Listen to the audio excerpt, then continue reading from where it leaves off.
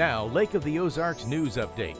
Stories, events, activities, and entertainment information of interest in and around the lake area. I'm Ashley Kyle. And I'm Bob Spicer. And this is your Lake News Update brought to you by Lake TV and LakeExpo.com.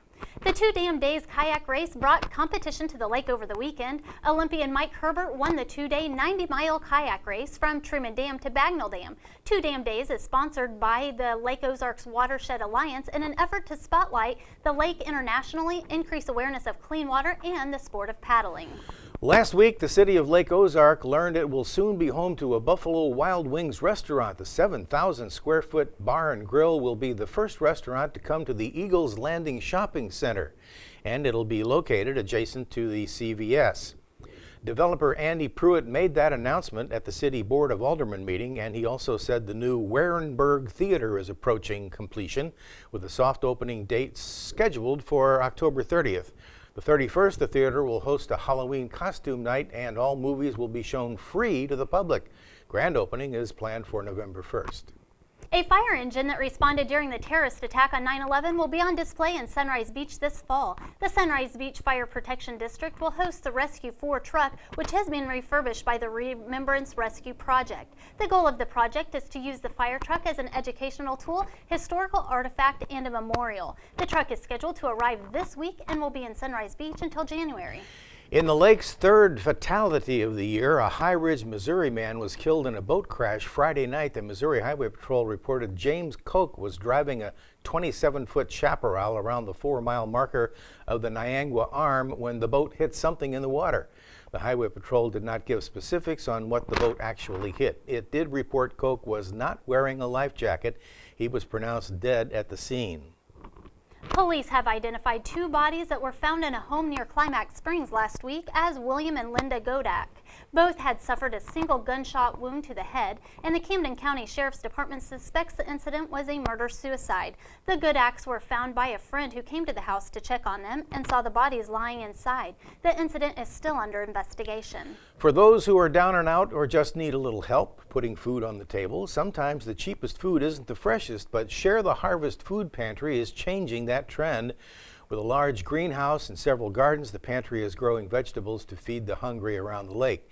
In August, 980 people got help at Share the Harvest, and many of them took home green beans, cucumbers, and other fresh-picked items. Sheila Morse manages the gardens full-time, says she's always in need of volunteers, so if you want to get your hands a little dirty, learn a few gardening tips, and help folks in need, call 873-3858 to volunteer to Share the Harvest.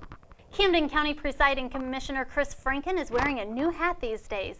Franken was recently elected chairman of the Lake of the Ozarks Council of Local Governments. Executive Director of the Council, Linda Connor, said they are currently working on a feasibility study for the Normac Sewer District. The study is in connection to grant money from the 2009 federal stimulus bill, which the district could choose to seek in the future. There are a few new parking rules in Camdenton after the city board last week decided to eliminate 15-minute parking zones along Highway 54. Problem area that sparked the change is on the westbound lanes going through town. Police Chief Laura Wright said drivers were not complying with current parking regulations, so the city's tightening up the situation in an attempt to discourage long-term parking. On Tuesday, the resort at Port Arrowhead will host its 4th annual Toast for Tatas event. Admission is $20, which includes a drink ticket, door prize entry, and hors d'oeuvres. There will be a live music and silent auction. Funds raised will benefit the Lake Regional Cancer Center.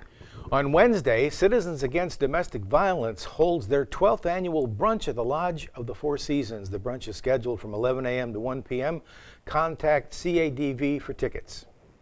It's back. Polylift Boats Lifts presents Senior Heart Out Talent Search this Wednesday. If you have a voice, bring your friends and come sing each Wednesday night at Cannon Smoke Saloon for your chance for a Caribbean cruise for 2. Register at 1019thewave.com. Beginning Thursday, Jacob's Cave holds its annual Fall Swappin' Days in Versailles. The event will last through the weekend. Admission's $5 per vehicle, and if the cooling weather wasn't enough, that a sign of fall is here, this weekend is the Versailles Apple Festival too. The festival is held on Saturday at the main city park, and it'll feature hundreds of vendor booths, music, games, and of course, them caramel apples. And every Saturday in October, Captain Ron's Bar and Grill will celebrate Oktoberfest. German food, beer, and games will fill the evening at the 34.5-mile marker or Lake Road 550. Also on Saturday, the Camden County Museum hosts an Old Time Quilters Fest. The event is scheduled from 10 a.m. to 2 p.m., features quilted items and demonstrations. Lunch will be available for a donation. One of the lake's biggest bass tournaments is scheduled for this weekend. The Big Bass Bash offers payout of $60,000 for the winner. And if you don't fish, come watch the awards ceremony on Sunday at 4:30 at Public Beach number 2. On Sunday, the Camden County Museum hosts its Jack-O-Lantern Dance from 2 to 5 p.m. The dance is co-sponsored by the Lake Area Dance Association.